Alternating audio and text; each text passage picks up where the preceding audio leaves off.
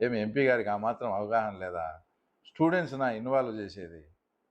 ఆ తర్వాత నలంద స్కూల్లో విద్యార్థులను, తర్వాత తపస్య స్కూల్ విద్యార్థులను, తర్వాత శ్రీ చైతన్య స్కూల్ విద్యార్థులను రమ్మని, తర్వాత వాళ్ళను ఆ తర్వాత ధర్నాలో పాల్గొనేట్టుగా చేశారు. వాళ్ళ వయసు ఎంత? వాళ్ళు ఇంకా మేజర్ కూడా మైనర్స్ వాళ్ళంతా. వాళ్ళను కూడా ఇప్పటి నుంచే కొందరికైతే పాపం పిల్లలకు తెలియక అమాయకంగా కండువాలు కూడా వేసినారు.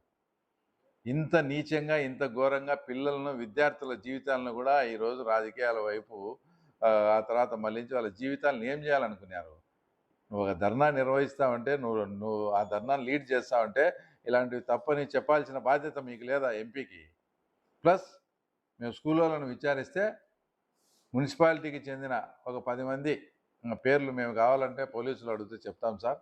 10 మంది వచ్చి మీరు భవిష్యత్ స్కూల్ పులివెందులలో స్కూళ్ళు నడుపుకోవాలంటే ఈరోజు మీ ధర్నాకు మీరు స్టూడెంట్స్ని పంపించాల్సిందని వాళ్ళని బెదిరించి తర్వాత వాళ్ళతో స్కూల్ విద్యార్థులతో ధర్నాలు చేశారా? ఇంత నీచమైన కార్యక్రమమా? అంటే విద్యార్థులకు, పిల్లలకు వాళ్ళ భవిష్యత్తును పాడు చేసి ఇప్పటి నుంచే వాళ్ళను ఆ తర్వాత ఏం చేయాలనుకుంటారు మీరు? సరే, దాంట్లో ఉద్యోగం రానోడు ఒక్కడెవడన్నా వచ్చాడా ఈ ధర్నాకు? అంతా మీ కార్యకర్తలు వాళ్ళు వచ్చారు. ఒక ఎస్ఐ గారు కూడా ఒకరిని అడిగితే ధర్నా ఏముంది సార్, ఎంపీ ఆఫీస్ నుంచి ధర్నాకు ఫోన్ చేసినారు, వచ్చాము, మాదేముంది సార్ అని మాట్లాడుతున్నారు. అంటే వాళ్ళు దేనికి వచ్చారో ఏంటని కూడా తెలియకుండా వచ్చిన వాళ్ళంతా ఉన్నారు. డిఎస్సి ఎగ్జామ్ రాసి నిజంగా రానోడు ఎవడన్నా ఈ ధర్నాలో పార్టిసిపేట్ చేశాడా? ఇంత ఘోరంగా విద్యార్థుల జీవితాలతో కూడా ఆడుకోవడం ఇది కరెక్ట్ కాదు. ఇంకోటి ఎంతసేపు ఉన్నా దాంట్లో ఇది డిఎస్సి అనేది ఆన్లైన్లో జరిగిన ఎగ్జామ్. ఆన్లైన్లో ఎగ్జామ్ జరిగిందంటే ఇంకా పేపర్ అవుట్ అనే దానికి ఛాన్సే లేదు. ఆన్లైన్లో పేపర్ వస్తుంది ఆ రోజు. అది ఎక్కడా కూడా పేపరు తర్వాత లీక్ అని కానీ ఇంకోటి కానీ ఎక్కడ లేదు. ఆన్లైన్లో ఆ తర్వాత వచ్చినది.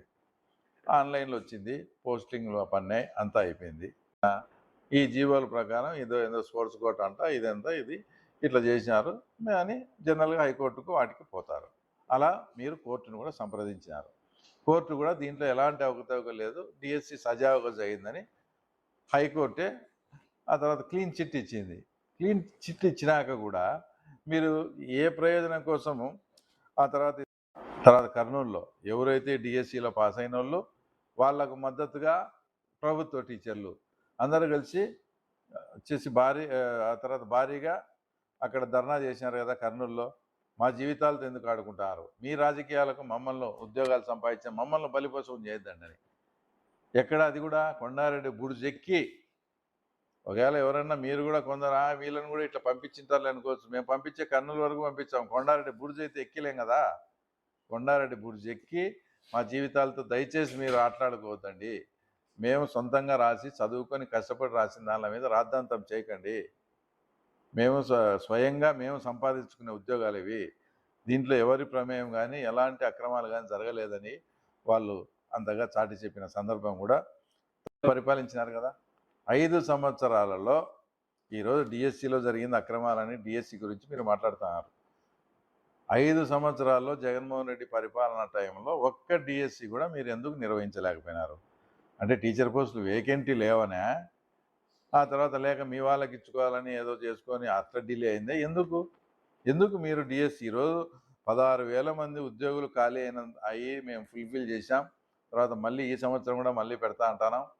ఇన్ని ఖాళీలు, ఇన్ని వేకెన్సీలు ఉండి అంత పరిపాలన అంతా మీ చేతిలో ఉన్నప్పుడు ఈరోజు మీరు డిఎస్సి గురించి మాట్లాడే మీకు ఏం అర్హత ఉంది? ఆ తర్వాత మీరు జాబ్ క్యాలెండర్ కూడా రిలీజ్ చేసి డిఎస్సి ఎందుకు మీ 5 ఏళ్ల కాలంలో ఒక్క డిఎస్సి కూడా మీరు ఎందుకు నిర్వహించలేకపోయినారో సూటిగా ఎంపీ సమాధానం చెప్పాలి. ఈరోజు మా లోకేష్ బాబు రాజీనామా చేయాలంటారు, దానికి ధర్మేంద్ర ప్రధానం ముడిపెడతారు. ఇప్పుడు సెంట్రల్లో నీటిలో జరిగిన దానికి డిఎస్సిలో జరిగిన దానికి ఏమన్నా సంబంధం ఉందా? నీట్ ఎగ్జామ్ అనేది ఆల్రెడీ పేపర్ లీక్ అయిపోయింది. పేపర్ లీక్ అయిందని తెలిసి ఆ ఎగ్జామ్ను ఎవరైతే కండక్ట్ చేసినారో ఆ ఎగ్జామ్ను క్యాన్సిల్ చేయడం కూడా జరిగింది. అంటే ఏమని, అక్కడ తప్పు జరిగింది, అది ఏ రకంగా అయినా కానీ తప్పు జరిగింది. అక్కడ తప్పు జరిగింది కాబట్టి అప్పుడు ఏదైతే ఎగ్జామ్ రాసిన వాళ్ళు 20 మంది ఆత్మహత్య చేసుకున్నారు ఆ ఎగ్జామ్ క్యాన్సిల్ చేస్తానే. అంతటి సీరియస్ ఇష్యూ అయిపోయి దాన్ని ఏదైతే కాక్రోచ్ పార్టీ కావచ్చు, జంజీ ఉద్యమము ఇట్లా మీలాగా ఇట్లా ఎవడంటే వాళ్ళు కాకుండా నిజంగా బాధితులు చేసినారు కాబట్టి ఆ ఉద్యమం సక్సెస్ అయ్యి దాంట్లో ధర్మేంద్ర ప్రధాన్ రాజీనామా చేయాల్సిన పరిస్థితి వచ్చింది. ఇక్కడ ఏం జరిగింది? అక్కడ పేపర్ లీక్ అయింది, ఎగ్జామ్ కూడా మళ్ళీ కండక్ట్ చేశారు. ఇక్కడ ఏం జరిగింది? ఇక్కడ పేపర్ ఆన్లైన్లో వచ్చింది, ఉద్యోగాలు అయినాయి, అంతా ఎవరు ఉద్యోగాలు వాళ్ళు చేసుకుంటారు. దానికి దీనికి ముడిపెట్టడం ఏందో నాకైతే అర్థం కాలే. ఏందో ఆడ జరిగిందని ఈడ ట్రై చేసి ఏం చేయపుణ్య మా లోకేష్ బాబు మీద ఏందో ఇది చేసి ఏదో ఆయనకు చెడ్డ పేరు తేవాలని చూస్తున్నారు తప్ప దీంట్లో నిజంగా వాళ్ళను ఒకసారి ఆత్మపరిశీలన చేసుకోండి. మీ ఎంటముడు వచ్చింది ఎవరు, మీరు మాట్లాడేది ఏంది, దానికి లోకేష్ బాబు ఏమైనా అవకతవకలు జరిగింటే కదా చేసేదానికి. కోర్టే నిర్ధారించినప్పుడు ఇంకా లోకేష్ బాబు రాజీనామా అనే ప్రస్తావన తర్వాత ఎందుకు వస్తారు?